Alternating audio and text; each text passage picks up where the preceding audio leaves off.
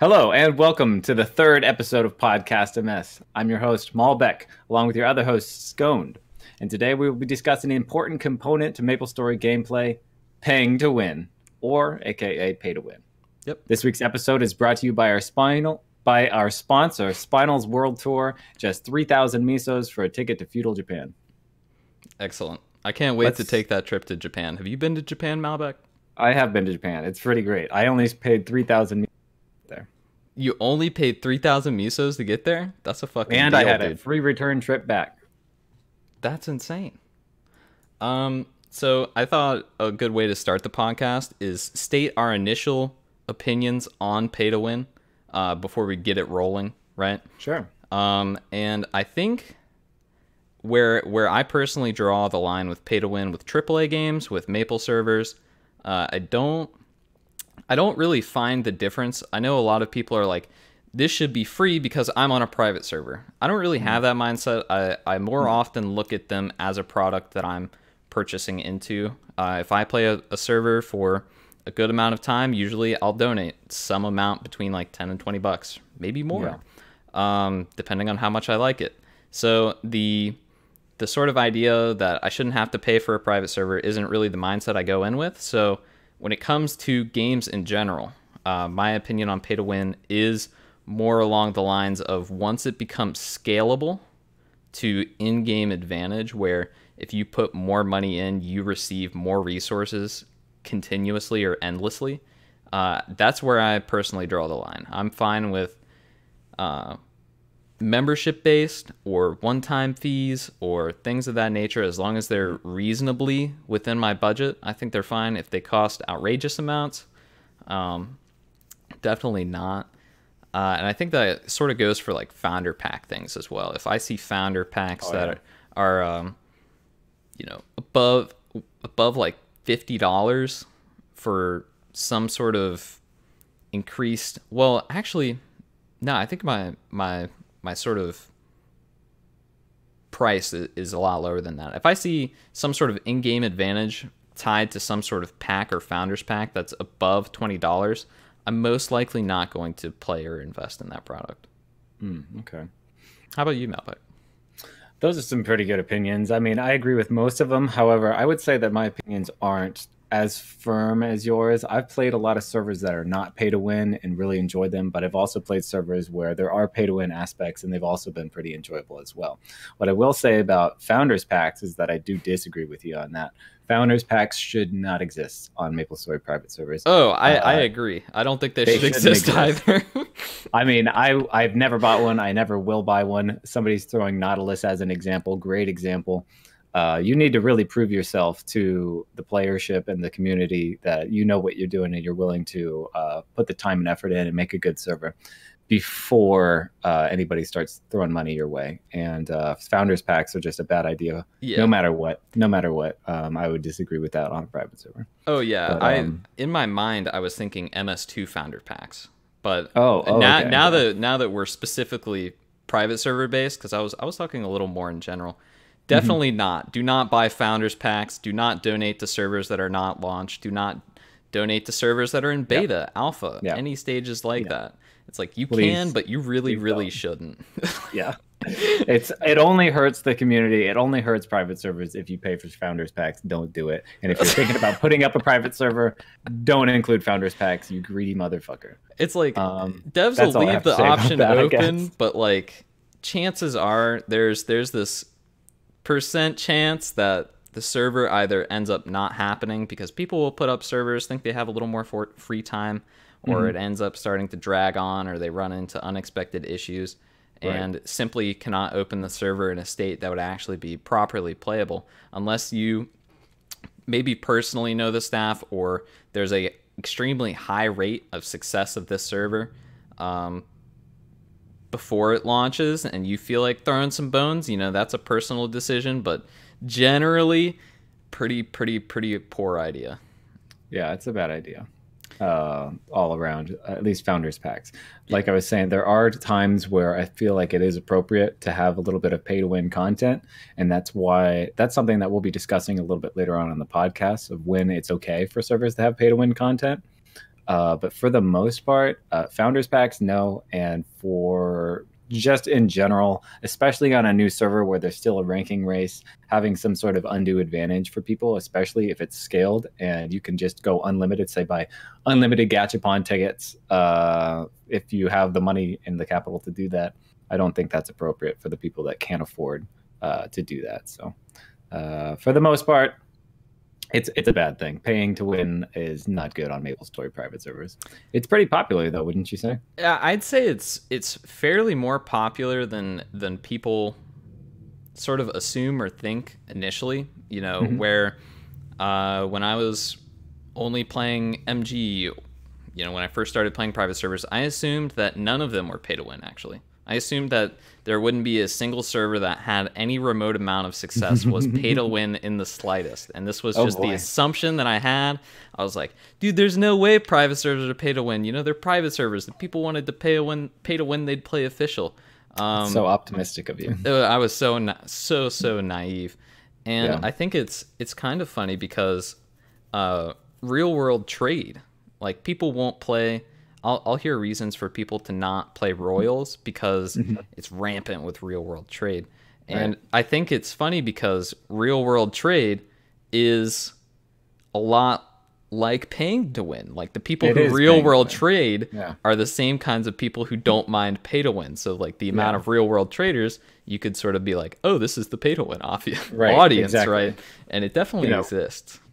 Yeah, real world trade is just unsanctioned pay to win, right? Like that's just not something that the server allows because they're not the ones making the money, but it's paying to win. So if you're on a server that is not pay to win, but you're trying to find real world trade, you're the problem. Don't the problem. Don't try and fix your problems with money, I guess, is the moral of the story. Get in game, start grinding, and you'll be okay. Oh, we've got a question in chat. Would we consider HP washing pay to win? It depends on how you're getting the AP resets, right? If you're paying for with real dollars for AP resets in order to HP wash, then it's pay to win. If you're not, then it's not. Yep. So moving on, we've got the Maple News section, which is kind of like my section because Go ahead, Malbec. Do you have something? I was just gonna say before we get back into the pay to win, I think it might be a good idea to jump in. So what do you have for us? I got about 3 items on our Maple News section today. It's going to be a little shorter than last time just because we don't have to do a whole lot of catching up. I covered all of the more recent server openings, and it's going to be less server opening or beta phase or alpha phase or release, and more sort of that stuff's still going to be there, but we're going to have other current events besides that thing going on, where it's stuff on existing servers that are coming out that are cool, or things in general going on in the scene. So, all right. So in the last 2 weeks, what's the latest? We've got Maple Unity finally announced its beta release date tomorrow, on the 23rd. And it's been a long time coming. It's been existing since August, which is that's a long time. Summer of last year, this thing's been in development. Yeah, and here we go. 6 months, but here it is, and that's sort of kind of why I didn't mention it on last episode, was because it was still unannounced and it's been in development for so long that it didn't seem right to call it a current event, right? Because alpha was going on, but alpha doesn't really count that much. Yeah, last week it wasn't as pressing as it is right now. In literally tomorrow, the beta for Maple Unity is going to be. So exactly. That's actually pretty exciting. What can we expect from that server? We can expect NLC pots to be completely removed to sort of hinder mages. The percent mana, meso to mana efficiency on those potions is extremely good. Pretty much almost at every single level, you'll want to be buying NLC potions because they are so efficient across the board entirely, and it sort of creates a market more around power elixirs. Right. You've got no wash, no leech, no vote to win, no pay to win. There's a decent amount of class rebalancing, and that's not something I want to go through for every server because it's it's something that you could go on for a long time talking about, where some servers have a lot of changes, some don't have as many. But if you're interested in the server, it's easy enough to go and find it and then read up on the changes yourself. You just rattled off something real quick that I think is really important, and maybe a lot of people might not have picked up on it because it was really fast. The server has no HP washing. Yep. It's got no leeching. Yep. It's got no pay to win, and it's got no vote to win. Yep. Have we ever seen a server like that before? I think Crusade was kind of close.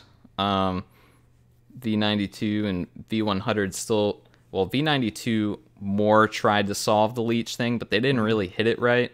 But they had the no wash, they had the no pay to win, and I think the current one might not have vote to win. But this is, you know, an attack on sort of all the fronts of the large gripes that people have with pre-BB servers, and that's sort of the idea that the best way of obtaining things on your main character is through other characters or through actions outside of the game. Right. Current one's vote to win, but not pay to win. Oh, okay, so they've both been vote to win. So, has there been a server without really vote to win? I guess that would be like Maple, like the third job servers, mainly, where you would get an X and it would just go to clothing and stuff like that. And something like OSM. Yeah, OSM, MG, TOV.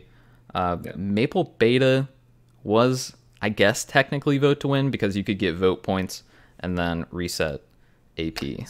So just to give like a little bit more of a background on Maple Unity, what version is it? I can't believe I didn't even put that on the paper.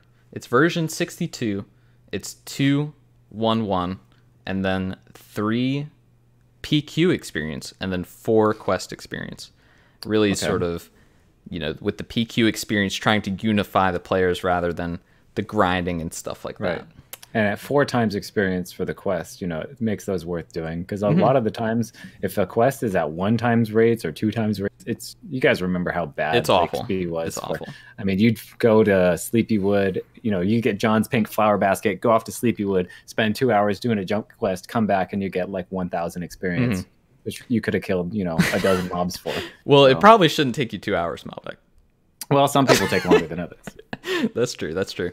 I was part of the team that nerfed the quests that were too broken because some of the there are quests that are definitely worth doing at 3 times experience or 2 for the questing.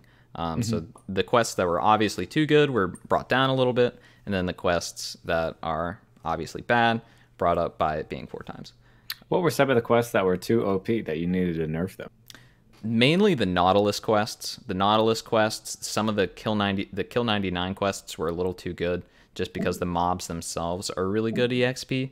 And then killing 99 of them, getting a big chunk of EXP seemed way too good in comparison to how the other quests were panning out. And then I think some of the Thailand quests, which I don't think might not be on launch. I'm pretty sure they won't be. All right, so going back to some of the Maple Unity features, what else? What else do we have? We have fishing. No FM button because, well, it's not really nostalgic, but it's also replaced by sort of a utility button to serve as a cleaner way of doing player commands, because player commands aren't really something you do in Maplestory ever, like the official game. Discord integration, which is kind of interesting, where a lot of AAA titles have Discord integration built in. There will be some sort of miniature Discord client on your game, and then you can use that to type into channels, or it can be used to display who is talking in a voice call while you're in game.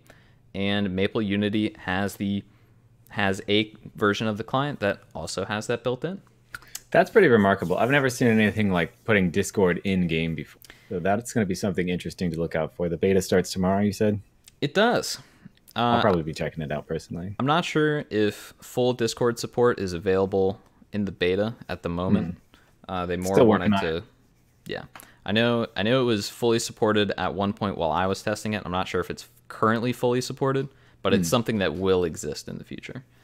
That's something that's super difficult to integrate. I mean, I've only ever seen on all the private servers that I've played something similar to that just one time where a server attempted to and was not even a fully successful to open up a browser, an internet browser in game within the client, so the players could vote through the client without having to log out of the game.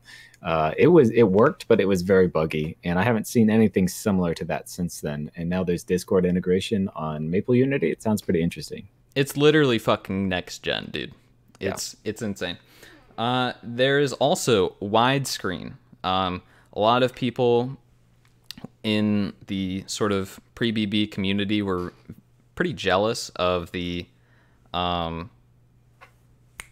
widescreen support that Crusade V92 had. I remember playing Crusade V92, and I thoroughly enjoyed the widescreen client. The extra vision you got in game was really nice quality of life change. It was cool. And then there is also controller support. A surprising amount of players actually use controllers when they play Maple. I know I don't, and I don't know what that's like. I don't know why it's better. I don't get it. People do it and they like it. So, hopefully. I've tried. It was sloppy. I didn't like it at all. I mean, you have to work with Joy to Key or whatever the other ones are that people use. And don't knock it till you try it, I guess. I mean, I did try it. I didn't like it, but I've heard a lot of praise from some people that have used a controller for Maplestory where they just kind of lay back in bed or snuggle up or something like that, and they're playing from the other side of the room with their TV on. And maybe worth giving it a shot. But I could see it. Having the support though for the server to have support for that, I think that's going to be nice, just for those few people that do actually use it. Something that I've noticed, I work on computers a lot. I do IT for a living, and when I come home and I use my keyboard, and I'm using my keyboard at work, there is some light wrist fatigue, where with the controller that kind of like solves a little bit of that, where it's a different hand holding stance rather than the same one over and over again. Wrist fatigue? You new to this? You new to Maple? If I'm using a keyboard for 12 plus hours a day, it gets to me. It gets to even the professionals, you got to do your stretches and stuff like that. Weak. Do you have wrists of steel over there? I got wrist of fucking, I don't know. They're not great, to be honest. It's okay. Okay. It's okay. So that pretty much wraps up that. If you want to check out the server, mapleunity.com, join the Discord, etc. And one more thing I wanted to say about Unity was about the phishing system. What are your thoughts on phishing systems? Because not a lot of private servers right now have them. And maybe it might be a new feature to some people that have never seen it before. What is phishing? It's a neat way to sort of henny-ho or AFK and be slightly rewarded in small amounts. You get your own fishing chair. It does cost meso to do. You can't really fish to win or anything like that. But it honestly, to me, it seems like EXP waste. Gotta hit rank 1. If I'm spending time fishing, I can't be increasing myself on the ladder. So I didn't really think much about it. So it's mostly for people that are going to be AFK anyway. If they could just be hanging on a ladder the whole time if they need to go AFK, versus if they could actually be doing something productive while they're not at their computer. That said, what do you think about that inflating the number of people that are online? Do you think that's going to show more people online because people will either bring mules, or I don't know how they've set it up, if you can have a mule on at the same time as you're grinding and perpetually just be making fishing money the whole time? Do you know how it works? You probably could be doing that. And it probably will increase online account by a bit. However, I think it's kind of counterbalanced by making mules is a whole lot harder now without AFK leech. The mule count, the overall player count, will go down from that and then go up from fishing. So I think it's going to end up sort of in the average of balancing itself out. Yeah, I think it'll balance itself out. I don't think we're going to see tons of it's like 1K online, but 800 of them are fishing, and it's really 200 players with 4 fishing mules going at once. I don't think anything like that's going to happen. Anything crazy. All right, so enough about Unity. What else is in the news? We've got a new server launching, which is Orchid rebranded. 1 staff member left. I think it was sort of an administrative figure, and then some new staff members picked back up. They're wiping rebranding because the server was pretty dead. It is the version 65 KMS, which was made famous by Slime Tales with that wonderful plain text password leak that had a lot of people a little worried and a little disappointed, honestly. We all love Slime Tales, though. Season 6, what season are we on now? It seems that the original owner of Slime Tales is working on something else, and then the source got handed off to other people, and now there's 2 Slime Tales servers. I don't really... There doesn't seem to be too much extreme gameplay differences between the two. Basically, V65 KMS, for those who don't know, is a lot like V83 GMS, but it doesn't have Iran or the Knights of Cygnus. And so far, that's what's been added to the server since like the last wipe, right? They have... You're talking about Maple Twist, right? Yeah, they have 624 mounts is the number that was sent to me. I'm not sure if that's a typo, but they have a lot of mounts that they've decided to add.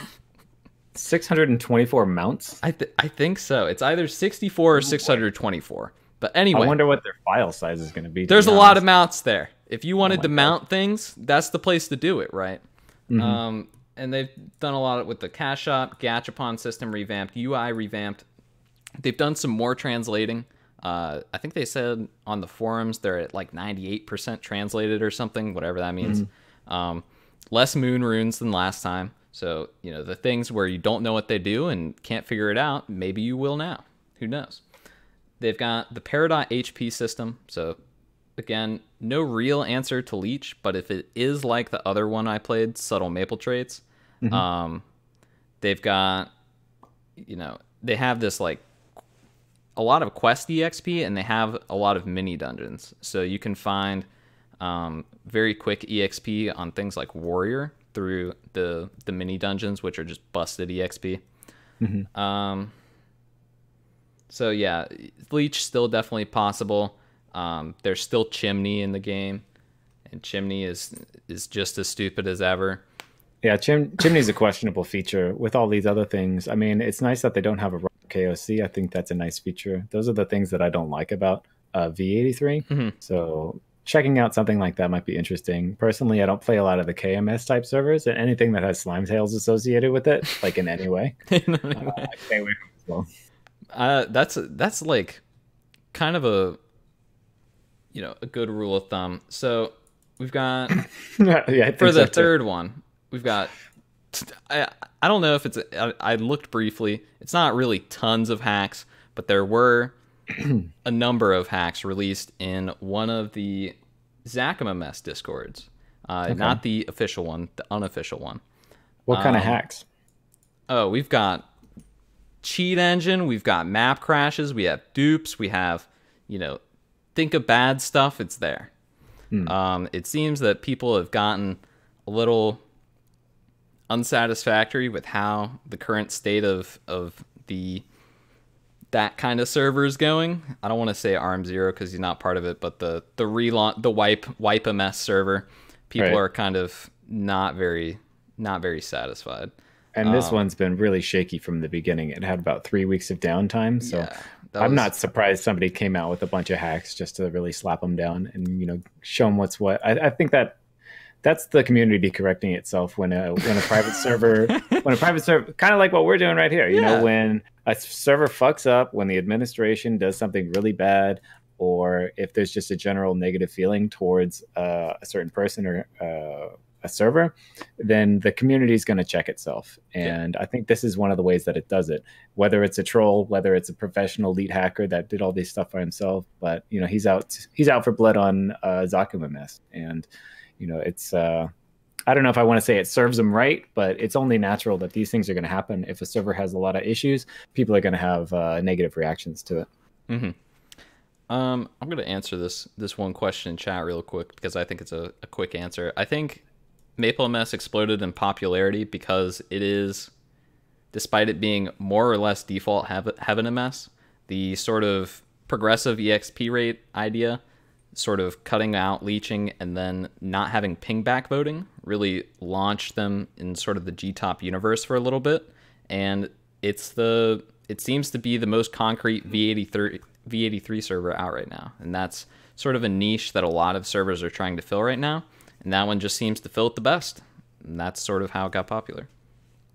Do you think that because, maybe I'm wrong about this, but because it's such a weak server and it's sort of memey and unrealistic what with the rates and the features, that people see the V83 category right now as up for grabs and are looking to create a V83 for themselves?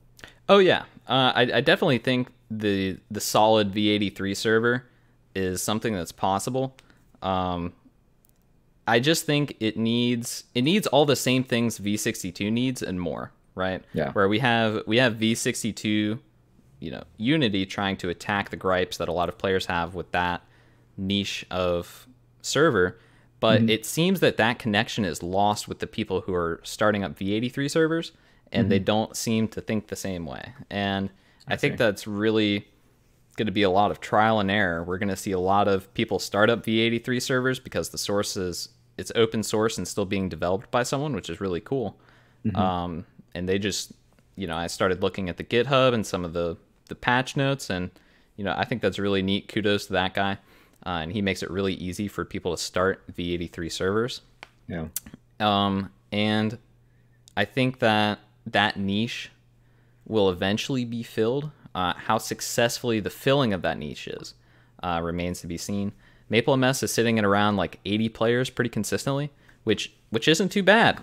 Considering the current state of Maple private servers, if you're sort of close to 100, that's about where my tolerance is. If I'm going to play a server, once it starts getting below 60 is when I feel like it's really noticeable that there's really not that many people playing, and I become disinterested. Usually I want to play servers that have more than 100 people. That's sort of my benchmark, my goal. Like the servers I want to play, they have to have at least 100. I'm that way too. Nobody wants to play a dead server. I mean, Maplestory is a massively multiplayer online role-playing game. It's designed that way, and if you're playing it with just a few people, you're not playing it right. You can have fun doing it that way. You can have fun doing really anything you want. I'm not going to knock it for the things that you like. But for the most part, if you're trying to play the game the way that it was designed, you need a lot of people to do it. So a server with 10 people online, 20 people online isn't necessarily how Maplestory is meant to be played. What I will say about Maplestory MS or MapleMS is I think it's very telling, why that server is very popular. Might be because people are so tired of the grind. You're a good example yourself, somebody who played a lot of TOV and OSM and Maple Global and is looking for, Legends, something that is a lot speedier, a little bit just more fun in general, and you jump right into it and there's less grind and there's more bossing, and it's just easy from the start. Yeah, and it just gets easier as it goes. I think that's something that a lot of people have an appetite for right now because they're tired of the grind and they're exhausted, and they just want a little bit easier gameplay right now. And I think it's interesting because it's easy enough to sort of not look at the potential flaws of the server because you're leveling up so fast, and I noticed that the more I play the server, it's starting to become grindier because my EXP is going down, and I find I'm myself looking at the flaws more. So I think that unless those are kind of fixed, we're probably going to see rather than the player base continue to go up, maybe go down a little bit. Did you have anything else to say about ZakuMMS? Not really. I think this one's. I don't think a 5K bounty on these exploits is going to do it. This seems pretty detrimental. And I'm not sure. You think at this point the server's just going to shut down? I don't know. we'll see. It could be that, maybe not enough people actually want to hack. Maybe they just release the hacks and no one will use them because no one can be bothered or no one wants to test to see if they'll get banned, but I'm sure some people will. Is this enough to keep them from reopening? I don't know.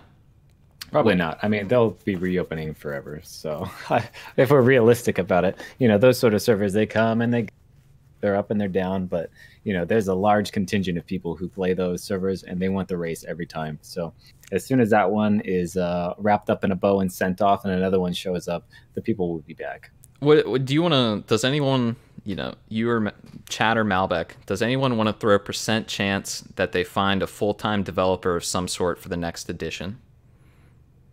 Full-time? Yep. I'd say very low, 10% chance. 10%? Does Chad have any percents? How are you 0. gonna find a full-time person to develop? Someone to do something, right? Yeah. Maybe full-time was the wrong word, but someone to do something. Yeah. Is anyone going to swoop in and save it? Probably. I think so. There's probably somebody, some friend of a friend who, has heard this or that and wants to swoop in. They'll change their name, come up under a different name, maybe December this time, who knows?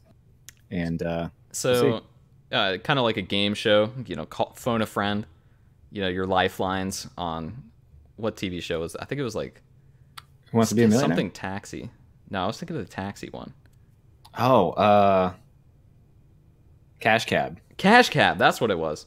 Hey, you've got Cash 3 Cab. lifelines. I'm not sure how many lifelines they've used already, but they might be running out. Maybe they don't have any friends who will be able to get them out of this mess. They are running low. And hey, by the way, guys, this is just an aside, and we can get back to it. But I was thinking about hosting a Maplestory game show. If that sounds interesting to you guys, let in the comments in our YouTube video or something like that. Hell yeah. I think a game show would be really fun. Crown the King of Maple with a bunch of trivia questions and stuff like that. We could do it live on YouTube or live on Twitch. Sure. All right. So, anyway, going back to Pay2win. our topic of the day. Who right now is hosting a Pay2win server? We have 3 out of the 8 top servers on gtop are currently Pay2win. And I'm going to kind of wrap this back around to I didn't actually think that Pay2win existed in private servers until kind of recently. I just assumed that people just wouldn't play them if they were Pay2win, and obviously that was pretty naive of me to think so. But I think, once you sit down and sort of look at the numbers, the amount of Pay2win servers that are in sort of the upper echelon of servers that actually have players, a surprising amount of them are Pay2win. In that list, we have MapleMS, Zachem, and Maple Saga. And if we want to go to the top 10 on gtop, I spoke with Shavit, and he said that there would be most likely some form of pay for convenience, which, pay for convenience, you pay to win. They're kind of like lumped together. So you could even say that that's one of them, since it's also in the top 10, despite it, not being live. Shavit is working with Wallow, right? Yeah. Okay, gotcha. So that's about 4 out of the top 10 that are using Pay2win. So it's a kind of surprising amount. It's lower than I thought it would have been. Really? I figured that more private servers would have some sort of Pay2win implementation, but I think it's a good thing that maybe 60% or more are not and are just going straight up. The hours you put in, the effort that you put in is going to be what you get out of the game. But you know what? Now that I'm thinking about it, 40 to 60 ratio sounds about right. 40% of servers are Pay2win and 60% aren't. That sounds about right to me. Yeah. I nothing more to say. What are like the origins of Pay2win? Where did it come from? We all know that GMS had a lot of features that were Pay2win, and that was one of the main reasons people jumped to private servers, because they would be run differently. So people, when they play private servers, pretty much expect not seeing Pay2win features, surely because that's the fact that it's a private server. It's like, okay, this is why I left Nexon. I don't need to spend money on NX.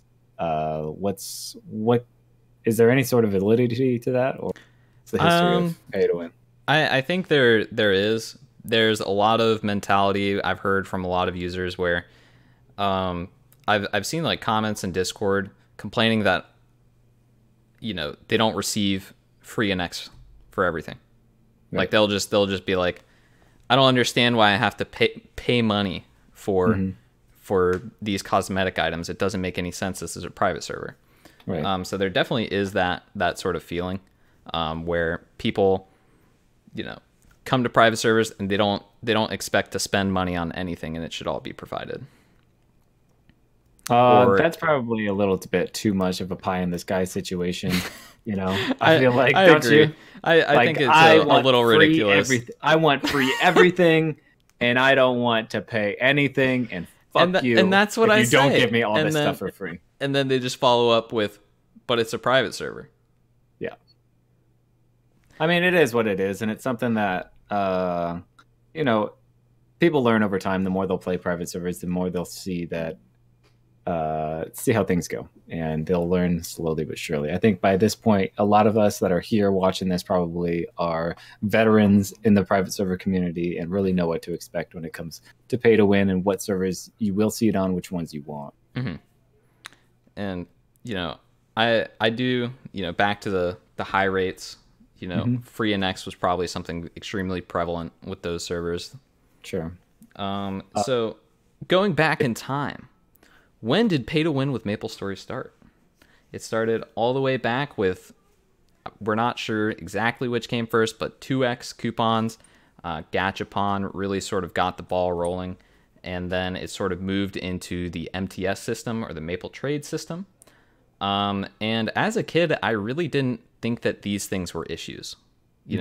Kid me was like, wow, Maplestory is super sweet. You've got all these cool abilities. Smack mobs, None of me was thinking, oh, I need to be getting the best EXP per hour, and how do I do that? Oh, I need to pay for that. As a child, I was even more naive than I am now. And how times have changed. And I just went about my way, not giving a shit. Numbers. And that kind of stuff really didn't bother me.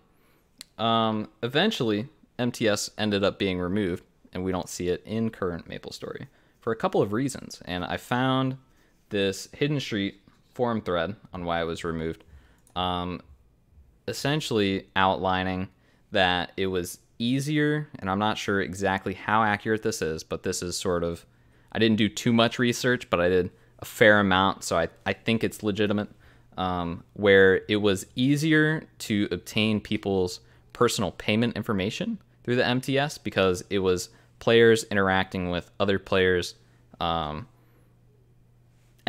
and you could pay for NX via credit card, PayPal, etc. And there were holes where people could find out, information that shouldn't have been public. So the MTS essentially was removed because it was either too buggy or people found exploits and were abusing the system. Pretty much, right. And it became easier for people to sell NX, like people exploiting or botting to sell NX, right. Take items, create items from, botted accounts or whatever, and then sell them for NX, and then you don't have to buy NX from Nexon. Right. And then they're systematically losing money. So yeah, you could imagine them taking that out real quick once they found out. I miss the MTS personally. I thought that was a lot of fun. Did you? Yeah. I was more of a purchaser than a seller. And, for me to just jump in game and, this is super pay to win, but just jump in game and then spend maybe 6 to 10K NX on something, maybe $6 to $10 on like a really, really nice glove or some shoes with nice stats on them that are already pre-scrolled. Don't need to worry about leveling up. Don't need to worry about buying scrolls and merching and putting all the time into it. It's just as easy as dropping $10 on the game and getting a really nice item. That's something that I really liked, but, that was me just being a kid and not really thinking about how the economy should work in a server and how that's really broken and only benefits the people that actually have money. Yeah. It's sort of, and I think it's interesting because I think as kids, we don't really have that concrete sense of what money is even worth. Right. Where the game is aimed towards kids to bother their parents, spend $10, spend $20, mommy and daddy make tons of money. And, what's $10 or $20 for me to buy a 10 attack work glove? Right. And I think, and sort of the same issue is sort of reoccurring a little bit with Fortnite, which is funny, where you'll see parents be upset at their kids begging them for internet items, essentially, for amounts of money that are seemingly absurd. Yeah, same thing, different decade. Yep. I remember seeing a news article about a girl who stole their mom's credit card and ended up spending thousands of dollars, and they made it on the news. And she's like, "Oh, I just bought cosmetic items. I got married in game to my virtual boyfriend." And they interviewed this girl on television about all the money she had spent on the game, and the news report, really treated Maplestory as something, to keep your kids away from. I thought it was a really funny news article. You could probably still find it on YouTube somewhere. Yeah, for sure. And it's games kind of like this were sort of engineered to take advantage of people who didn't really understand what money is worth, and sort of maybe even foster gambling addictions a little bit with Gachapon, right? So what other what other things did GMS release that were pay to win? Because a lot of people started leaving GMS because it got a little too much pay to win. What were the other features? We've got ITCG, which is like the trading card game, if I'm thinking of it correctly, where you were able to get certain items from those and then have them in game. And then the next one is paying for abilities, where we have the skill books for Dual Blade, Evan, and stuff like that. And now, this was after I had quit. So you're saying that you had to pay to get your skills for these jobs? Yes. There was like a base level of like 10 or something like that. And then for real life money, you could increase that, that skill. Was it available in the cash shop, and you just had to buy it from the cash shop? You just bought it right from the cash shop for NX. Really? And I don't remember that. That was when I drew the line. I was sitting on my, level 35 warrior, and I was killing green mushrooms in some sort of obscure map, and some dual blade comes rushing past me and kills, pretty much the entire map, flipping and dipping around. Right. And I was like, wow, that's so cool. I want to play dual blade. Oh no, and then you found out that you needed to pay for the skills? Then I realized, wow, what do you mean to level up my abilities? I have to pay real life money. And that was sort of what crossed the line in my kid mind. It was, Gachapon, oh, that's fine. MTS paying real life money right into equips, that's all good. 2x coupons, who cares? But, the paywall to just regular abilities, even though it's a one-time fee, that was sort of the thing that struck in my mind. I was like, this isn't okay. Finally, the light bulb turned on. It was like, next wow. time I pushed it just a little too far. It's like, I think kids won't be able to understand this. And then, all these skills that they've been using, as long as they level up, they can get the skills. They're not going to notice. Just make them pay for skills. They're not going to notice. Exactly. Bam, light bulb turned on. I know. Kids I was out of there. I was gone. And that was right before Big Bang, which is what a lot of people say ruined the game. But I think it was sort of like that was the climax, right? We had all of the pieces of everything wrong with the game just rupture, right? Big Bang is right when we got hit with the cubes, right? Where it became extremely apparent that the game was just farming money out of users. That's all it ever was since Big Bang is just farming money out of players. Kind of like, I don't know, a game on your phone with what do you call it, microtransactions. It turned into that, and the server was still really popular for a long time. The live server was popular for a long time after that, and they made a lot of money. And because they were making all that money, they just kept pushing those things out, and to this day are still pushing for people to try and squeeze money out of them. I don't know how they're even maintaining the server at this point. It's the Asian markets. The Asian markets, contrary to the American markets, don't have that kind of cultural influence of, this isn't okay, I guess, right? Where pay to win over there is much more not excessive, but acceptable. Acceptable, yeah. Where, come home, drop some money on whatever game you're playing for in-game whatever, doesn't matter. Go back to work the next day, everything's hunky-dory.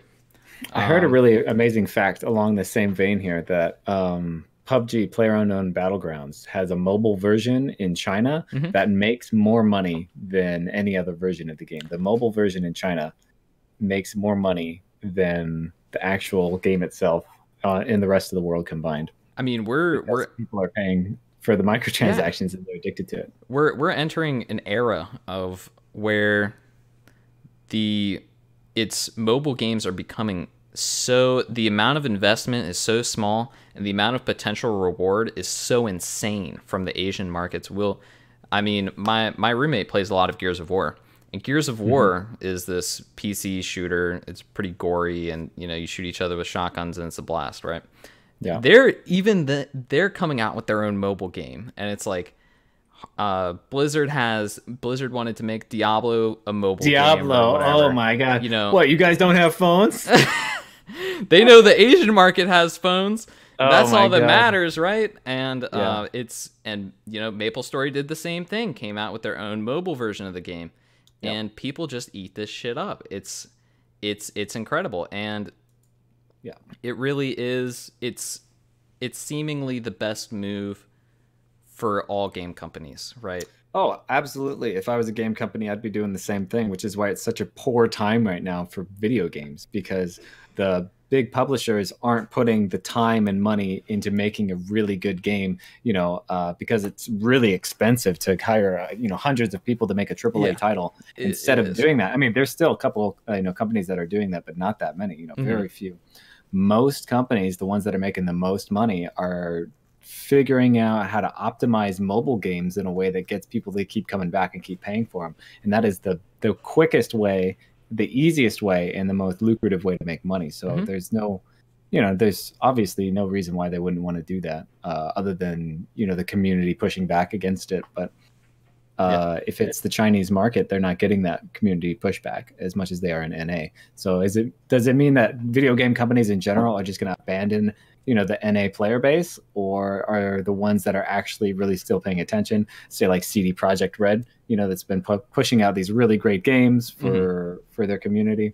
Are those people just going to thrive on the failures of these other companies, or are companies going to see that companies like CD Projekt Red, who are putting in the time and effort into making really nice games, are profiting? And Rockstar would be another example.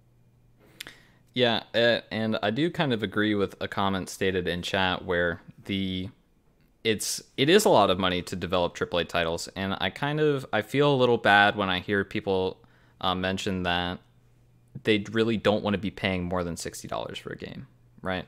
Because games are becoming more demanding graphically, because everyone's equipment is increasing with technology and creating these the games that will hold your attention span for as long as you're used to them being held, while sort of maintaining industry standards graphically and stuff like that, becomes very intensive, and you need a lot of people to do it. And it's, it costs a lot of money on their end. And I think the precedent has been set for $60, and it hasn't even increased with inflation in how long? I remember paying $60 for Xbox 360 games, and we're many years past that, and the price has still not changed, and people are expecting better stuff out of game companies, and it just doesn't work like that. Yeah, absolutely. I think it's kind of sad in one way, but then way, you're getting still pretty good quality games, at least the ones that are made for PC anyway. I'm not a mobile gamer, but you'll get games that are really well created games, but they're more like indie games than AAA titles. You'll get these huge, massive games like Red Dead Redemption 2 or Grand Theft Auto 5 or something like that took 5, 6, 10 years for the game company to develop. And those things are something that we really have to treasure and hold as precious. But at the same time, there are a plethora of indie games that are coming out all the time. I mean, we're getting a little away from Maple. There are so many indie games or smaller games that are coming out that don't have those really demanding graphics, that are still really interesting games and well made. And those ones can also find success because those are going to be cheaper. Say, for example, Minecraft. Minecraft to this day is still the most popular video game. It's 10 years old now. It's still more popular than Fortnite. More people are playing Minecraft than any other game in the world. And obviously, Minecraft isn't the most graphic intensive game. No.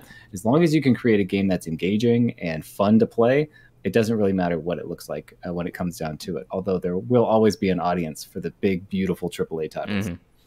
And so let's wrap back into Maplestory.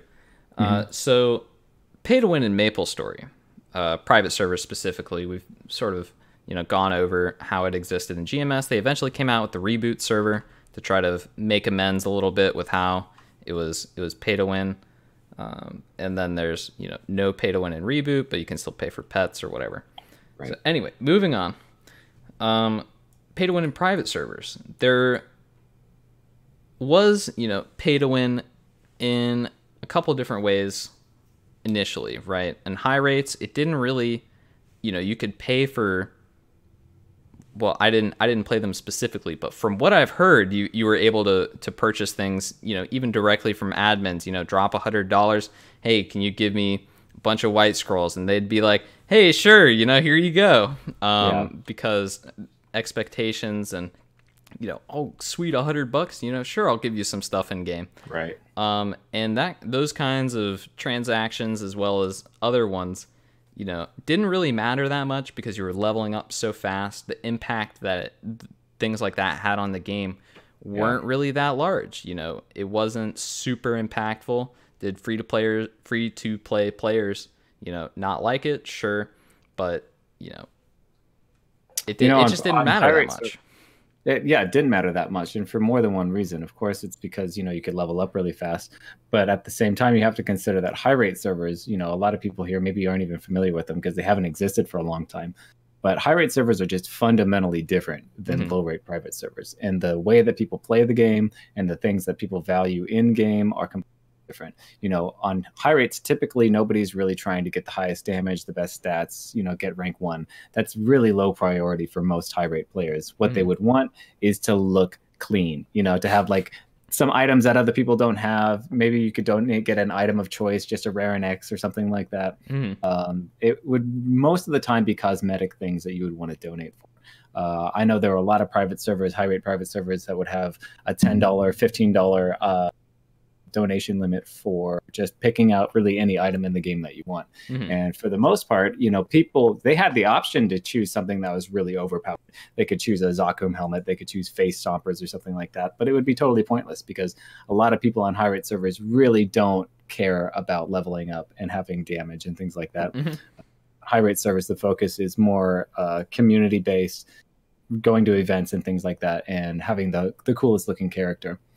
Kind of like Club Penguin, pretty much what we're talking about here. 2D dress-up game in its purest form, right? Yeah, so to go along with what you were saying, not only did Pay2win not really matter because the rates were so high, but also because you weren't really paying to win so much as you were just paying to look. So paying the server directly for features and content on high rates is, kind of a non-issue. And that doesn't necessarily translate to low rate private servers, because low rate private servers are very different and very competitive, and any edge that a player can get over somebody else is going to be very important and highly scrutinized. What do you have to say about that? I agree. I think as sort of the environment started transitioning into more low rate servers, some people that sort of come into the scene and you can kind of tell that they haven't been around for that long. We've seen owners that have come back after like a couple years of being out of the scene and come back as administrators, and they have these Pay2win features lined up, and then players are like, wait, what do you mean you're going to be Pay2win, right? Yeah. And then there have been servers that have existed for a while, for longer than I've been around personally, where they've sort of always had these features, and they just didn't change them. And then there are the ones that have Founders Pack, and it's Pay2win from before launch. Before launch, and then unfortunately you can no longer Pay2win because they're not around. And players find a lot of issue with Pay2win because it affects progression, ranking races, and a lot of things along those lines, right? And I think something interesting is that servers that find specific niches are more likely to succeed with Pay2win than servers that aren't, right?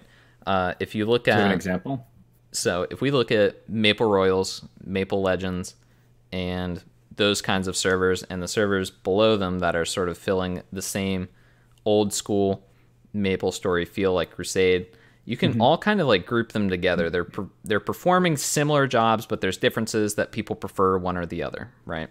But at their core, it's sort of the same sort of low rate, low version experience.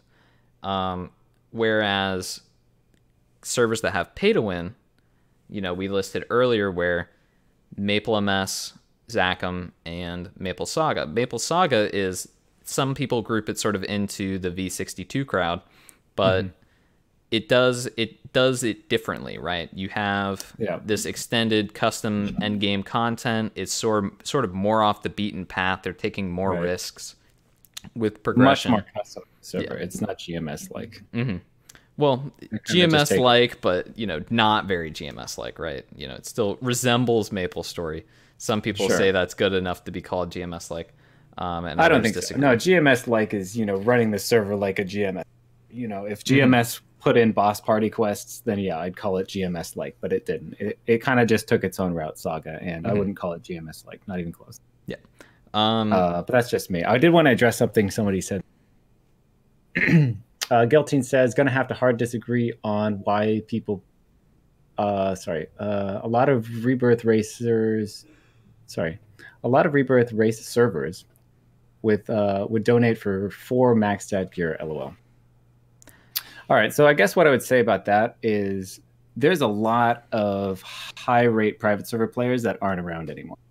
You know, the ones that enjoyed the high rate content and were sort of the people that would linger around and just play the events and hang out. I feel like that was the vast majority of populations on high rate private servers. There were contingents of people that did Rebirth often, and there were a lot of them. But I think it's very telling that you guys that are in the chat are the ones that are still around. You know, the people that have come from high rates to low rates are very few amount of people because of the differences in the game. The people that play low rates right now, it's not surprising to me that they were the ones that were racing for Rebirths on those servers because you guys like the competitive grind. For somebody like me and a lot of the people that did play those high rates, most people, I mean, I'm going to definitely stand firm on this. Most people didn't do that. Most people didn't play for Rebirths. Some people did donate for SRBs, that is Super Rebirth or max stat items to help them out with their Rebirths. But for the most part, that was a smaller amount of people than the general population, which was just there to hang out. So that's what I would want to say about it. Sure. And like I said, I kind of wasn't around for that. I know there have been servers of that style pop up, and I often take screenshots and then share it with my friends and laugh and be like, look at this rampant pay to win for Rebirth, and then we all say haha, and then, you know, we go on. Just because that idea really isn't that successful anymore. People don't really want that kind of gameplay. Right. And you know, going back to Saga, I do think since it has that niche in the market, it's easier to get away with pay to win, right?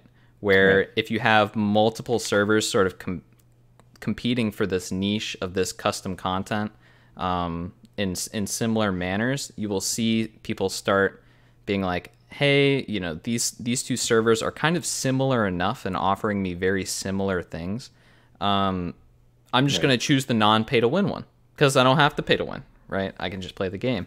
Right. And, you know, people who don't mind pay to win or prefer it will still pick the pay to win one. But I don't think that amount of people is more than the other party anymore.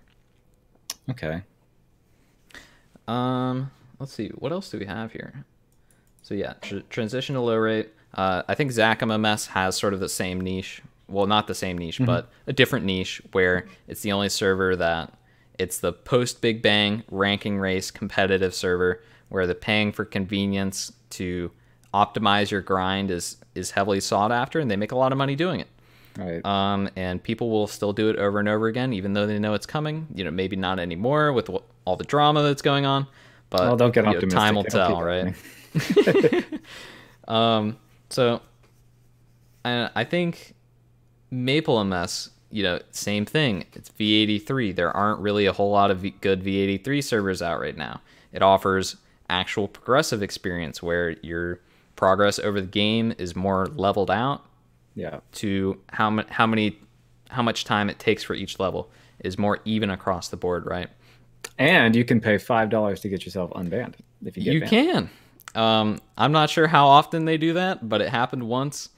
And it's kind of like there's no other popular server that kind of fills that niche where you can sort of quickly kind of get to end game content, and then they allowed for more expansive, making a bunch of extra characters and you get percent all stats. So they added additional end game to it. Right. And it's sort of the only thing filling that niche. So pay to win works, and they don't really lose players out from that. Mm-hmm. And it's sort of riding the fine line in between high rate and low rate, right? Because definitely. It is more of a mid rate server where it's not 1,000 times or 500 times. It's 1 to 100x where you're progressing very quickly. So you don't feel as much of a need to pay to win. Right. Except for there's only really two things that I personally draw issue with, which you can get from the Gachapon, which are pack and face stompers. These items are insanely hard to obtain in game, and it really makes you feel like if I dump money into this RNG thing, I will get rewarded, right? And I need this thing to progress my damage so that I can level up faster, hit 250, whatever. Do you think that Pink Adventure Cape and Face Stompers are that good for your character on that server to the point where it would be really paying for them? Because the rates are so high, you level up so fast anyway. Does it really matter if you have a Face Stomper or a PAC? Yes, it does, just because of how weapon attack scales. For like Night Lords? Yeah, for any class, for that matter. Just the raw weapon attack gain plus the item leveling, where once you get weapon attack, a decent amount of weapon attack, it really starts skyrocketing your damage once you start leveling up that equip. Oh, that's right. I forgot they have a gear progression. The item leveling really sort of turns those equips up a notch. It turns it all the way to 11 per se, where that insane amount of extra attack damage is just, it matters. It definitely matters. The amount of time it takes me to kill female boss is drastically shortened if I have face stompers in a pack maxed out. So up to this point, I feel like everything that we've talked about, as far as pay to win, most people here probably already know. And most people have already chewed on these ideas either really disdainfully or really joyously over the past decade or so, or however long they've been playing these private servers. They've been thinking about these issues. But you and I have been thinking about pay to win in a couple different ways that maybe we could bring to the people watching right now, that maybe would introduce some new ideas about how pay to win could work on a private server and what it would take to have a successful private server where the players are actually not all that upset with having to pay to win. What are some ideas that we were able to? And this is playing a little bit of devil's advocate. Do we really want these on private servers? Not really. No. But there are potential benefits and different things that could come from them. Per se, if you, it kind of a little bit revolves around trickle down theory, which doesn't really work in current economics, but we're not going to get too far into that. All right, so what are the ideas? What sort of different ways can we implement pay to win that maybe the players might like? I think subscription-based pay to win is something that's often overlooked as actual pay to win, just because we live in a society where a lot of our things that we pay for turn into subscription-based products, like Twitch subs. So many things. Twitch subs, Netflix. Yep. I mean, you could get into the Dollar Shave Club to get razors sent to you every week. Everything's subscription these days. And it's because it's like, what, $5 a month? I'll pay $5 a month. $5 is nothing. $5 is a sandwich, right? And it's often overlooked at how much money it rakes up currently, right? So games like RuneScape, people don't think of RuneScape as pay to win, right? When you talk about RuneScape, no one actually, they think of it more as pay to play kind of, but you know, I you think can about RuneScape and cringe, but that's just cringe. You think RuneScape's cringe, but Maple's fine? I know I'm a weirdo. Okay. What can I say? So, you know, the content is limited by whether or not you pay the subscription fee. You can still hit 99 in all of your stats, but you won't be able to do certain quests. You won't be able to equip certain armors, go into certain areas, and play on certain servers.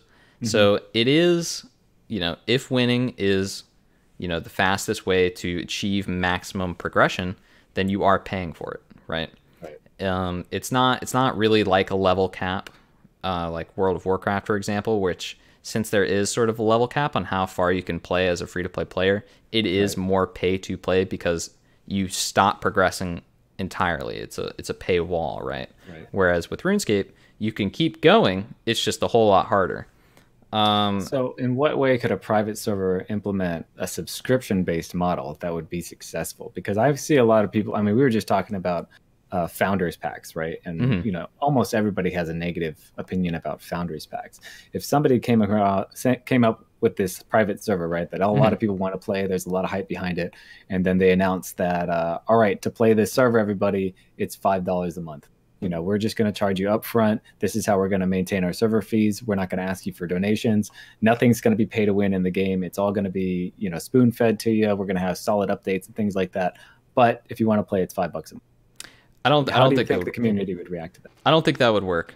I don't think so either. I don't think pay to play, like entirely pay to play, would function at all. Just because it would be such an initial rejection, a rejection of this idea. We don't want this. Yeah, a lot of hard passes on that. But how could they do that then if there was a way? I think it would be more or less by offering the rewards as, like, you know, if you want to be a supporter, you know, that's how it would start, right? If you want to be a supporter and you have your own distinct role in Discord or, you know, the forums, and then you receive X amount of NX per month, and then that NX would go towards cosmetics at first, right? And then they would ease players into this idea of, if you're supporting the server and getting these deals on NX, you know, maybe offering some more, you know, some different rewards, and some of them maybe affecting gameplay. People, so like a premium version of the game. Yeah. Like, you know, having a base model and then having having Discord and then having Discord Nitro. So on a private server, just being a regular player and then being a supporter. You know, there are a lot of servers I've seen that have done certain things like this, where you can donate to get a certain title and a few more privileges, but they've always been not game-breaking sort of things, you know, not sort of games that have been featured. And these were a long time ago. Bonkai Story is the one that comes to mind, and that's a high-rate server, so it's a little bit different there. But I don't really see a way for private servers to have a successful subscription-based model outside of it being something like a supporter with a few extra perks. What do you think? Do you think the only way that a subscription model might work?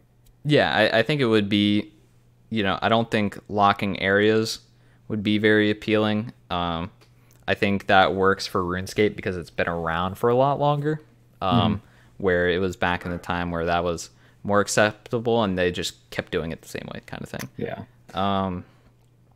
But and the thing about RuneScape is, you know, you unlocked a very large chunk of the game by becoming a member of the server and paying for a subscription. If you are a free-to-play RuneScape player, you are pretty limited in almost everything you do. And you'd look around and everybody else around you would be a premium player, a subscriber to the game.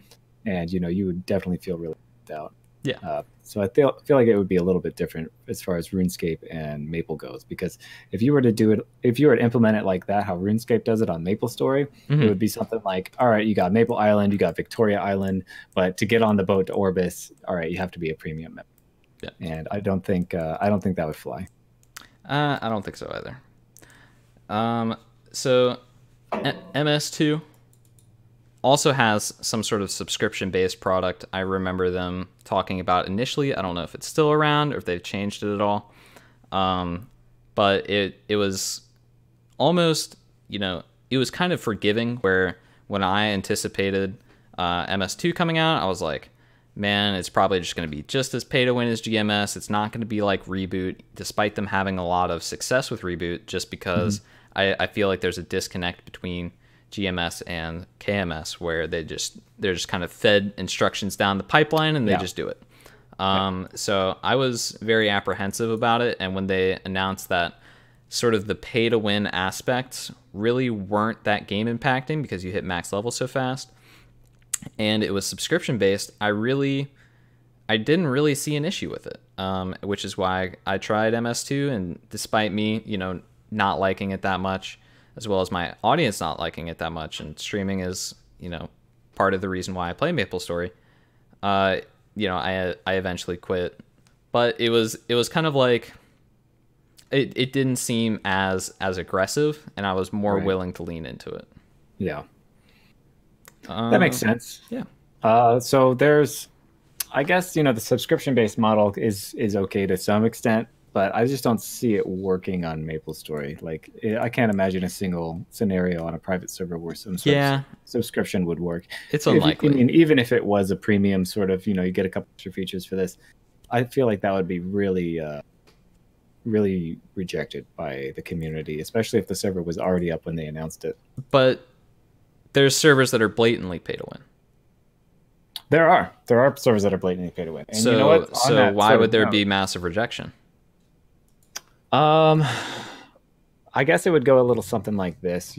Players, they want the option, I guess. And if the option's not there, if they're going to be excluded from certain content, or if they are not going to get the same features as other people with money get, then there's going to be that negative feeling that, okay, I'm down to play this game. I'm down to play it a lot and grind and work on my character and all that. But I'm going to get real demotivated if I'm, pushing 60 to 70 right now. And this other guy is also doing the same thing as me, but he's getting a few extra perks because he can afford it and I can't.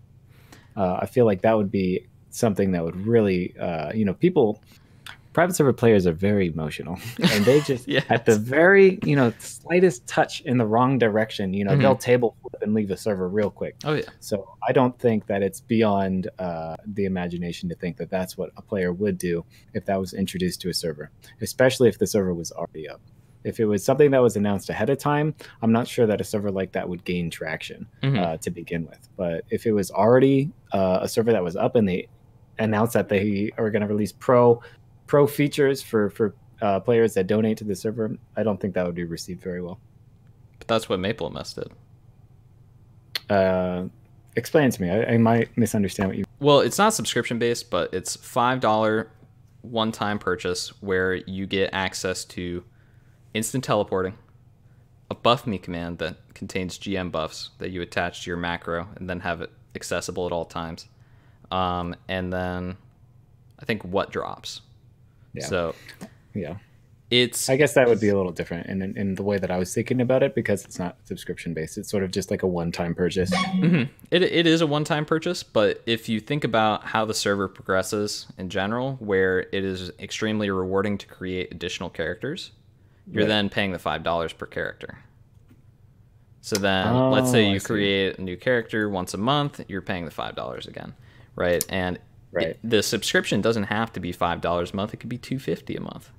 Okay. It doesn't actually have to be, that expensive of a subscription. I think if they said $250 a month for these privileges or advantages or the VIP status, I don't think it would be received differently than the $5 one-time payment. Yeah, I mean, I guess that could be a scenario. Seen it as far as like I said, the subscription goes, but it's interesting that it seems to be working on MapleMS. Yeah. You think that there's any sort of particular reason why the population of that server is accepting of it, or just, I guess, in a more general way of saying it, what are the benefits of having pay to win? There's a lot of pushback for having pay to win from a lot of communities, but what are some things that a person might appreciate from having pay to win features? I think Quiet's definitely right. It is more of a casual environment. They kind of get away with it, because it's not as serious. And I People think aren't taking it as serious. Yeah. And I think it also, like I said earlier, it kind of fills the niche, right? And it could be argued that their player base isn't large enough to sort of say that it did succeed, right? Right. But sort of what are potential benefits of pay to win, right?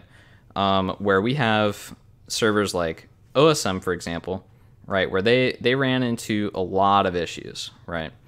Right. Initially relating to their server uptime, where they deposited a large sum of money from the forum post that we read into a server host that didn't quite work out, right? And they had to spend that much money because they viewed that their privacy needed to be protected, and they had a rough idea of potentially how many players they would have on launch, and those specs were required. Right. So that initial investment didn't work, right? And then if you go to, the server that they switched to, they then had to redeposit a similar amount of money, and it does become a little taxing on the wallet, right? Where if, the server income in general is a little higher, which I think it's pretty easy to say that servers with pay to win probably receive more money per player than servers without it. Right. Their overall income, I'd say, is estimatedly higher. So if you... Yeah, without a doubt. I mean, if you have pay-to-win features, people will pay to win, and you're going to get more than, the people that are donating $1 here or there for a cosmetic item. And the potential player base is smaller, right? We see the numbers of active players be smaller than the other larger servers that aren't pay-to-win. But I think the money to be gained there is still probably edges out the other servers. So I think so too. I think let's say the OSM audience was different, right? And they weren't the hardcore third jobbers where pay to win is obviously extremely awful idea that they want to reject at all costs. Let's say the audience is a little different and more people put more money into the server. They might have had less downtime, right? They wouldn't have had as much issues trying to resolve it with the other host. They would have just said, well, we have enough money, let's just switch, Right. The ability to just give up after like a week, right? Instead of doing like 3 weeks. Yeah. After a week of this just not working, fuck it, switch hosts. We have the capital to do so, and the experience for our players, since they are paying for this experience, is we have more onus, I think that's the word, more responsibility to switch the host faster and provide better uptime. So what are the benefits of having a server that has pay-to-win features, therefore more people paying, therefore they have more capital to spend on the server? Yep. That sounds like there could be a lot of upsides to having a server administration that has more money to run the server. What are some of those upsides? And I think DDoS protection, going back into the uptime thing where there is basic DDoS protection that comes when you rent a VPS, but it's not like the deluxe version, right? The deluxe version that servers like, I know Legends has had to pay for because I think there were several months where they were getting DDoSed, and they just had to bite the bullet and spend a lot of extra money on DDoS protection, and that's how it is. And having more capital, if you're under fire like that, I think really does, allow you to be protected. If, the server wasn't as large as OSM, if OSM didn't have sort of the 200 plus player base, and we saw them like a server the size of like Acacia, right? Where it's sort of the same idea, but like around 100 players. Is that what Acacia had? I feel like it was less than that. Yeah, it was less than that. But, around there. Let's say we have a server owner that doesn't make the kind of capital required to pay for a VPS that would be scalable and support that, as well as the deluxe DDoS protection. We could just see them being forced to close the server, right?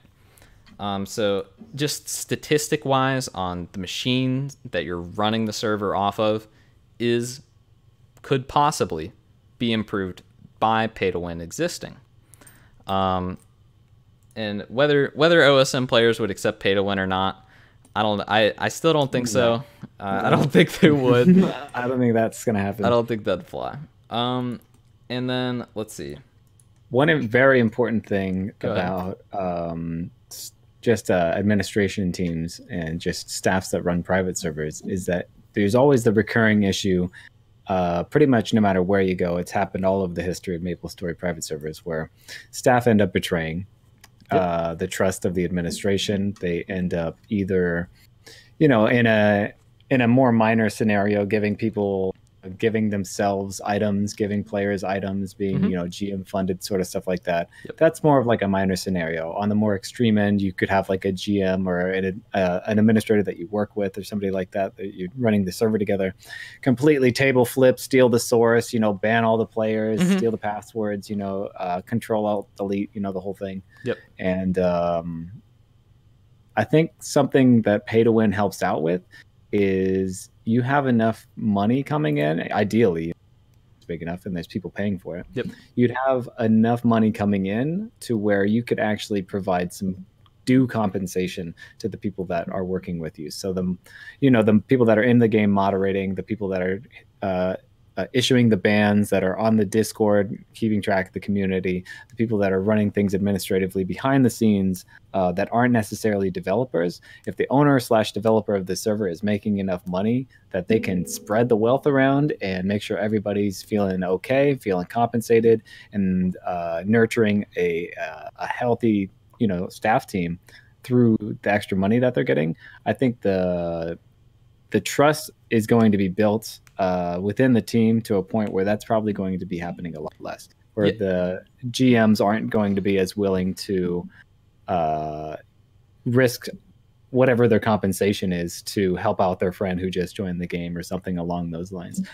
However, what I will say about that is that server would have to be really popular, and it would have to have a lot of money coming in order to incentivize the GMs to stick around and keep their job and keep them doing it right. I think it's more along the lines of like feeling valued, right? Because you can show appreciation towards someone, but even like small things like I know there was an idea being thrown around at Unity where once capital was larger, the administrator planned on purchasing Discord Nitro for everyone who was on staff. And it's not something large, it's not something, we're going to pay you this much per hour for GMing, right? It's more showing appreciation for work that's done, right? Where the turnover rate, because a lot of servers have high turnover rate. Let's say a GM has a bad day, or they're sick of dealing with players, or whatever it may be, and it's like, whatever, I'm just gonna GM abuse, ban them all, whatever, fuck this, I'm done with it. Whereas if there's even like a small amount of income, maybe they reconsider. It's like, well, I'm having a rough day and I don't enjoy GMing right now, but every week I get $10, and it's like, that $10 a week doesn't take much. Is like, that's free Subway, and it's like, do I like free Subway every week? Yeah, I like free Subway every week. That's pretty good. It's not even necessary, like you were saying, just but just the fact that you're being appreciated and knowing that the administrator, who is making probably a good amount of money off of it, is leveraging that money to make your life a little bit better, make your job of moderating the game a little bit easier, and making sure that you're taken care of and appreciated. I feel like that should happen regardless if there's any coming. Well, if you're running a private server and you're trying to get people to help you out with it and run things while you're asleep or offline or something like that, you have to show your appreciation to your staff team. And if you're not doing that, of course, mutinies are going to happen. So be careful if you're administrating a server and you're acting like a dick. It's gonna come around eventually. Yeah, and I think it does kind of come with the territory, like Guillotine was saying. Private servers are more of muddy waters, right? Where individuals doing untrustworthy deeds are more likely to happen, right? Yeah. And I think something we missed briefly is, so this sort of wraps around kind of to Unity, right? Or not Unity, sorry, Maple Saga. Maple Saga is the one server that has 2x coupons out of the ones that I listed earlier. Are 2x coupons something that's palpable if the ranking race is already over, because we have these older servers that have, everyone's already hit level 200 across all of the classes, and all that's really left is leveling up side characters or perfecting your gear. But new players coming into the server are going to have to regrind the same way everyone else did to level 200. Right. But, let's say some people, since there aren't really rankings at stake, are 2x cards okay? Right. I would say, yeah, it is palatable, because take Hacker, for example, who's the #1 player on Royals. That dude quit the game like 2-3 years ago. He doesn't care if anybody else is using 2 times to catch up with him. Much like a lot of other people who hit 200 and they end up leaving the game. If you're coming in, especially on a server like Royals and Legends, where it's been around for so long, the server's been up 2-3 years, there's already tons of people who have beaten the game, gotten to 200, and already left and moved on to some other game or some other thing that they're spending their time on. Those people aren't going to be mad at anybody coming in and getting a 2 times card. Well, they could. I do think that they could, but fuck them. Get that money. No, I'm just being honest. If you quit the server 2 years ago, you already finished the game and you moved on, and you haven't touched it for 2 years. Like, fuck you if you don't care if there's a two times server on the. Maybe they're playing on it. If there's 2 times on the server or not, I don't think your opinion really is relevant at that point, since you've been so far gone from the community. Well, not all level 200s are like that. Like we see Fishy streaming Legends. Sure. He's already hit level 200, and he's playing on some alt accounts and carrying his friends and boss runs on his level 200 character. And, to PD's point here, the feeling gimped, right? Like you achieved 200, and it was all, 1x of whatever the base rate is. Yeah. And now the other people who hit 200 behind you, their achievement isn't as meaningful as yours, right? Well, welcome to Maplestory. How do you think Fangblade feels about level 200 right now? I'm pretty sure he's feeling pretty damn gimped as well. It's a much less drastic example. For example, you could get to 200, I think, in a matter of hours on GMS if you do everything right. I think it's something crazy like that. For that to be something that you're worrying about, your achievements stand no matter what. And if you are Hacker, for example, again, the first person to get 200 on Royals, he had some advantages himself that he didn't have to face right now. He got to 200 when there was still less than 100 people that played the server. Now there's thousands of people online. He had a lot less competition. If he was joining a new race on that server right now with the same amount of people that are online, would he be the #1 on the server? I don't know. There's really no way to know. And there is no way to know. I know that he was a stoner and he put a lot of time into it, so I wouldn't doubt him. But what I would say is that if a server has aged to a point, it needs to reach a level where it's starting to appeal to new players as well. Because I'm like this. If I were to join a server that's already been around for a couple years, and I see that there's already a bunch of people who have reached endgame, it's really... at least in my opinion, a little demotivating to jump in game and know that you're just so far behind everyone else. To be that person who is 200 or is, already at endgame, and seeing the new players come in and seeing them struggle and quit because they can't catch up. I would probably, even in that boat, if I was somebody who is a high level character on that server, I wouldn't be opposed to lending a hand to the new guy that showed up. If I've been 200 for a year already, and some guy shows up, he's like, this server is way too hard, 2 times, I really like it, but I'm just going to give up at level 30. Well, if he had 2 times cards and he was able to join the end game a little bit quicker, I wouldn't feel gimped. And I think in the example of Maple Saga, a lot of their custom end game is where the game is at, right? A lot of people attribute the reason they like pre-BB is because it's not, bossing simulator, because that's sort of what GMS is, right?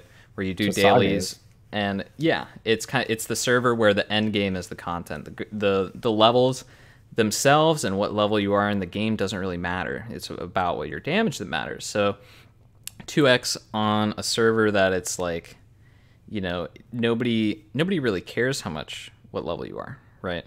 It's more about the sort of damage you can deal. But that doesn't really work in servers that aren't styled the same way, right? Where levels are the content. Like on OSM, your level is the content, right? If you're high, top 10, you're revered as this maple grind god, right?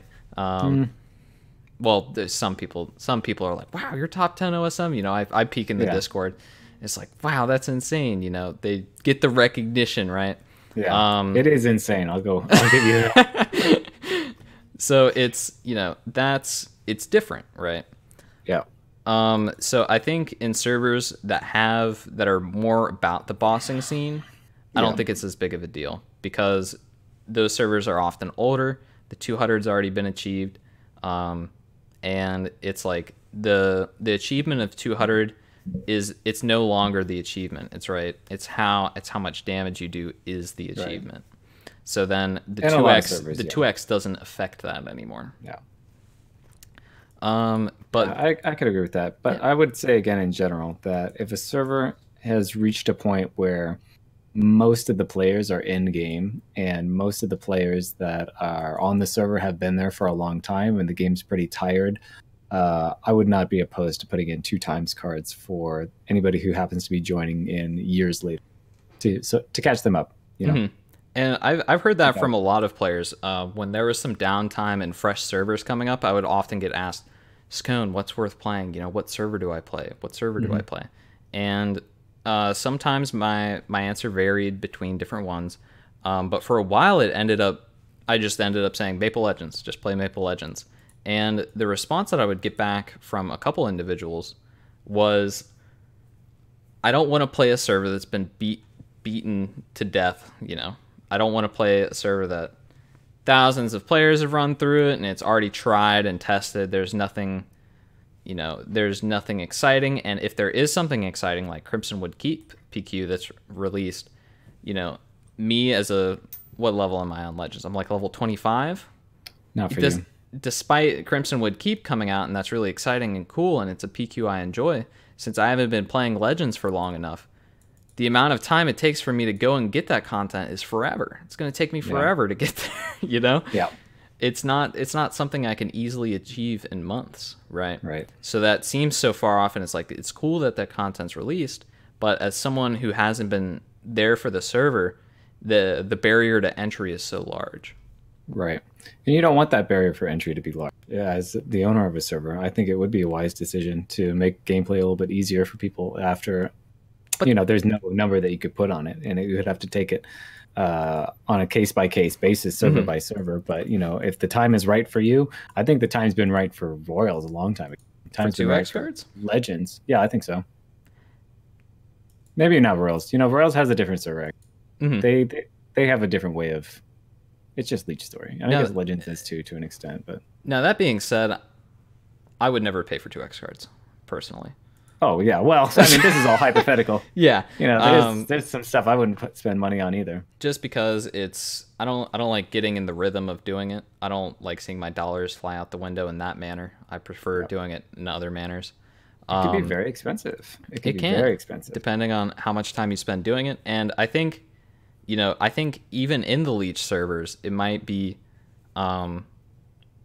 better because, shortening the amount of time that you're not playing on the main character you want to be playing on, right? You have to leech this mule, and making the leeching process faster might be even more attractive to users, right? Because that's not it's often not content people want to be doing anyway. Right. Which is why we're seeing servers that are trying to remove leeching or fight against it or do stuff of that fashion, is because people don't like it. I think that pretty much wraps up. Pay-to-win discussion. At this point, if you're all right with it, maybe turning to chat and seeing if anybody has some input that they'd like us to touch on. Ooh, we did miss one thing. Sure, what? It was the digital nomad discussion, right? Oh, where potentially, along with sort of the pay-to-win discussion, making money from servers, if you take that money and then live in an area where US dollars and euros are worth more than they normally are and will buy you a lot more stuff, you could just go live in a different country and do it as your full-time job. So this is not something I would recommend to anybody, but especially if your income stream is coming from private servers, talk about an unstable income stream. Mm-hmm. But one of the things that we talked about in our notes before the podcast was that, there are some servers that make a pretty good amount of money, it seems. And if you weren't living in a first world country, Canada, Australia, England, America, somewhere that, the cost of living is actually relatively high. If, $10 can get you a lot more in, say, Thailand than it can in your home country, you are more than capable of moving to that country in the meantime, if that's the lifestyle that you wanted to live. Now, like I was saying, I wouldn't recommend for anybody to do that. If you didn't have a stable source of income that was not something like a private server, then it might be a better idea. But if you're running something like this, you can't expect donations to come in. That was just one of the things we wanted to touch on as a potential benefit for pay-to-win features for the administrators. Just from the administrators' perspective, if they were to implement pay-to-win, they would be. They could move to Thailand, and they could move to Thailand. And I mean, hey, or on the flip side of things, if you already live in a country where shit's actually really cheap already, then maybe this is a viable option for you, but putting up a private server with pay-to-win features. But other than that, I really don't see this as being too much of a hot topic. But you didn't cover the part where you want to be a digital nomad, right? Oh, true. I mean, I'd love to be able to do that. I mean, I wouldn't want my income to be coming from Maplestory. PodcastMS isn't coming out? No, I mean, how fun of a job would it be if you could just make your living off the internet and spend that time traveling and enjoying your life in some other way than, staying in the same spot all the time? I think that would be pretty fun. Lily, that is correct. That is the ending message that we want to go off on, is that make a pay-to-win server because they're obviously better, and move to Thailand. Hey, it might be fun. You know what? If I ever did that, it would be a damn good private server, I tell you that. You guys would all love it. And I'd be living like a king, a Thai king. And I would have gold-plated everything. I would have gold toilet, gold chandelier. I would have a gold microphone. And all of your money would be spent on gold leaf, so I could just wrap all my stuff in it. Mm-hmm. And that's how it would go. A lot of the topics we covered are kind of like pay to win in the ideal world. The chances of it actually trickling down and like improving the product as a whole are pretty slim. And I don't have any super clear examples of it even working. We tried to get some guests that have been in situations where pay-to-win servers or pay-to-convenience servers, or run them specifically, to see sort of their opinions on these kinds of topics, but they unfortunately declined. Hopefully, maybe in the future we can touch back on it again with some of those guests or something to that effect. Sorry that we weren't able to have a guest on this episode. It wasn't for lack of trying. Like Skoaned said, we did get a lot of people to reach out to us about other topics that wouldn't be appropriate for this one. We've got a lot of potential guests in the future lined up.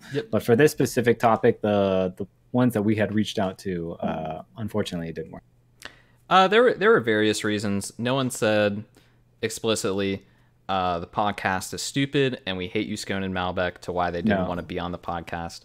We haven't gotten anything like that. We haven't gotten anyone saying, wow, you just roasted OSM way too hard for me to want to be on your podcast, or anything of that nature. It was mostly either personal issues, or where they just couldn't make it, or maybe they wanted to see how the podcast turned out, or, various excuses. Skoaned has a lot of enemies, guys. It's tough.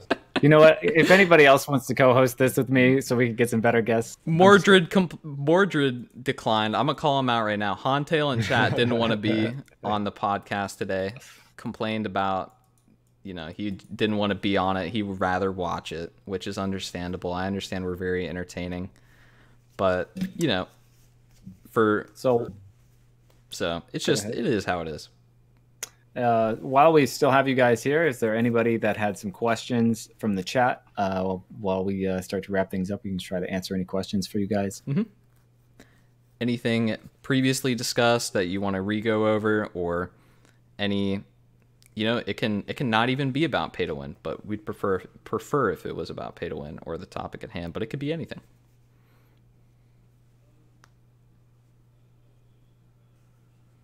Why Thailand? Thailand's actually really nice. It's a nice place to live. It's super easy. They've got a lot of what do you call it? Infrastructure already set up for people to live that sort of lifestyle there. Mm-hmm. I didn't know their internet was good. The internet's not fantastic, to be honest. I think they averaged like 21 megs. That's what I've seen. 20 to 25 megs. How much money have we spent on private servers? That's actually a really good question. What would you say? I'm going through them real quick in my brain. Nexon, I have not spent a single dime on this. Nexon. I've spent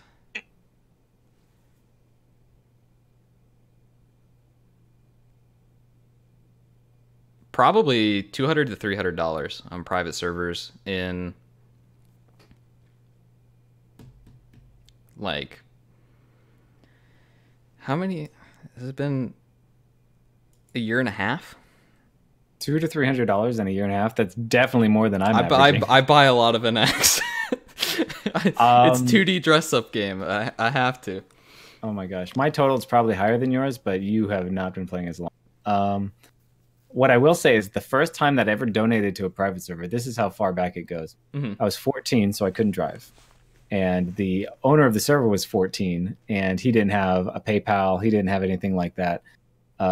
So basically what I ended up having to do is he gave me his home address, and I got on my bicycle and I rode my bike about 2 or 3 miles down the road to the post office and got a money order, put it in an envelope, wrote his address on it, sent it in the mail. I sent my donation in the mail to this guy, a money order.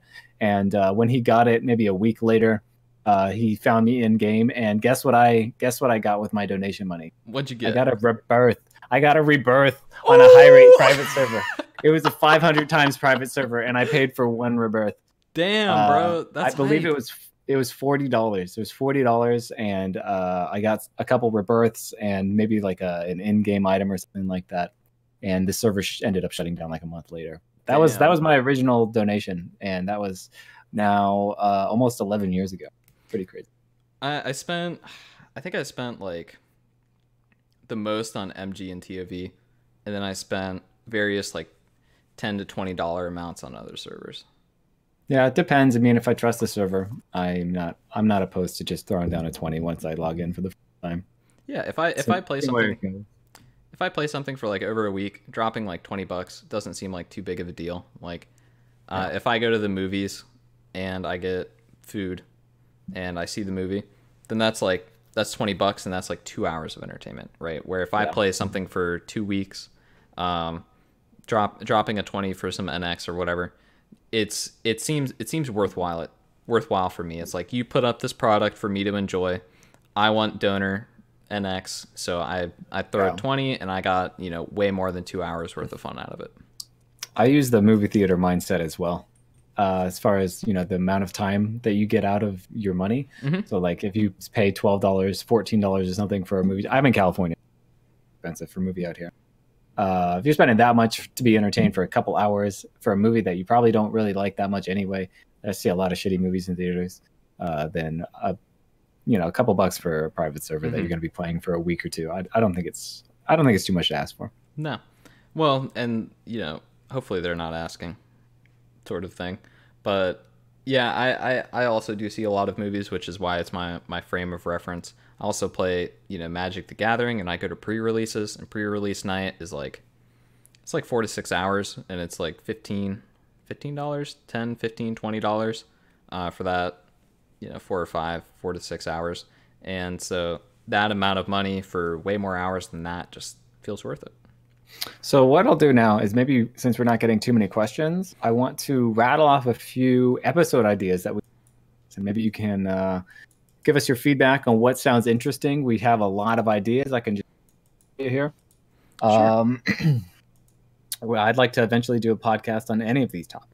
We've got high rate servers and high rate communities. What out of game features are most appealing on a private server, like the gtop, their social media, their website, the Discord, the streams, the staff, things that are out of game that we like to see most, and which teams have done that best.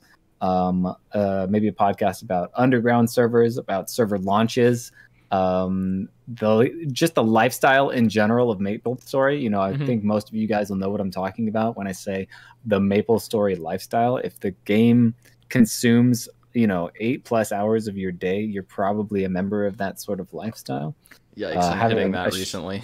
Yeah, having a discussion about that, I feel like would be pretty interesting. Having an episode about henny-hos and catfish. That was one of the things we were joking about earlier, but I think that could actually be a pretty funny episode. And just some more in-game things, like how we like to see balances done on the server as far as the economy, the rates and skills, things like that. And just in general, like what are some, let's just say, for example, what we'd like to see in a private server as like the ideal private server. What sort of features would it have? What sort of features would it not have? How would it be?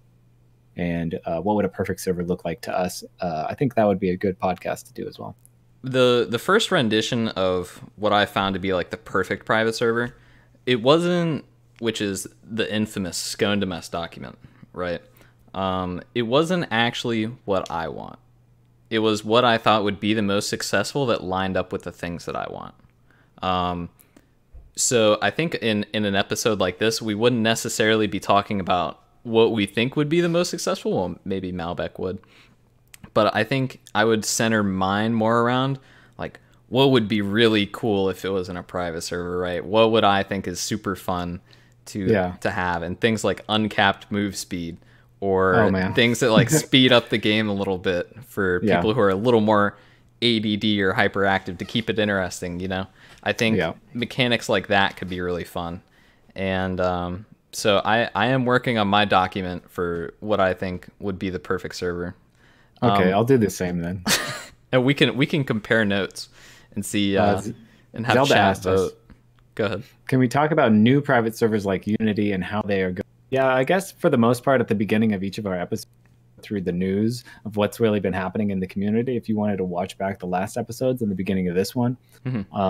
Otherwise, yeah, I mean, we'll probably end up doing an entire show on Unity, because that's a server that both of us have kept an eye on.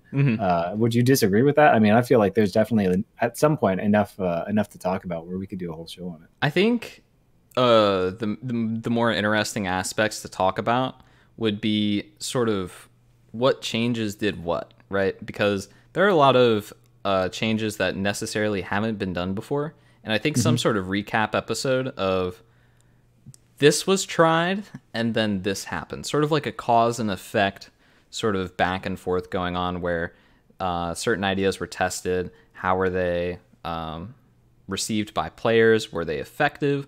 If we were to do it differently, how would it be done? Or what changes should actually be made? Things like that. It'll be fun to watch how Unity goes. You know, keep an eye on it, keep a finger on the pulse, and see what works and what doesn't. And I think that's definitely a server to keep an eye on. Can we invite Unity admins for the Unity episode? Sure. Whether they will accept, who knows? Are there any ideas that you guys really want to see? You know, out of the ones that we listed of our sort of think tank ideas that we kind of have stored up, is there anything that we didn't list maybe that you guys would think would be an excellent topic that wasn't really covered? Sort of, if you could pick your perfect PodcastMS episode, what would it contain? I think it would be fun to do interviews with people that have done maple dating. Maple e-daters? I think that would go in the henny-ho one. Yeah, and I think that would be a fun one. I think bring people on and ask about how their relationship went on Maplestory. How'd it turn out? Wait, don't you have one? I have one, yeah. Yeah. I think Legends is famous for being an e-dating simulator, so we could probably pull someone from there. Maybe maybe Fishy. Do you think Fishy's had any e-girlfriends? Fishy's a pretty popular guy. I wouldn't be surprised. Do a full episode about the podcast itself. The history of PodcastMS.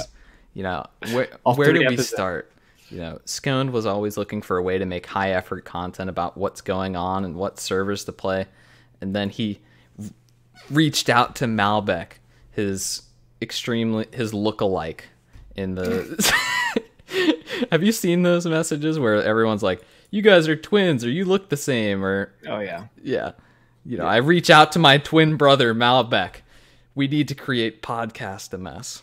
Maple addicts. That's what we are. Yeah. If you're, you know what? If we do this long enough, we're gonna end up looking at Sabatrama and Krisharama and Sleepywood. We'll just be like these wise old maple sages with our infinite maple knowledge. You know? Yeah, we'll have to get piercings and tattoos and stuff like that too. Back in my day, we played MS1 private servers instead of MS3 private servers. And then, by that time, MapleStory's already sold itself to Activision, right? And there's, MapleStory 4D Battle Royale where, you feel the bullets hitting your face from the Corsair from 9 miles away. Oh, guilty. Interesting. That might be interesting. Maybe we should reach out to Fishy. Yep, Fishy will be on our DM list, I suppose. Want to know the ultimate meme? I dated someone IRL who I met through Maple for a few months. Interesting. Do you want to be on the podcast? Opinion on deleting mages. I think if the Unity changes don't go over well, with how the leeching is working and stuff like that, where let's say the AFK leech mechanisms aren't good enough, right? What is the next step past that? Mm-hmm. And I've thought about it a little bit, and there were some ideas being tossed around when we were talking about Windia development, which was another fourth job server that unfortunately closed due to the developer sabotaging the source, Rip. Back to the trust thing. And there was like ideas about making like mages Iron Man, right? Where you couldn't, if you were in a party with a mage, you couldn't actually get experience from their ultimates.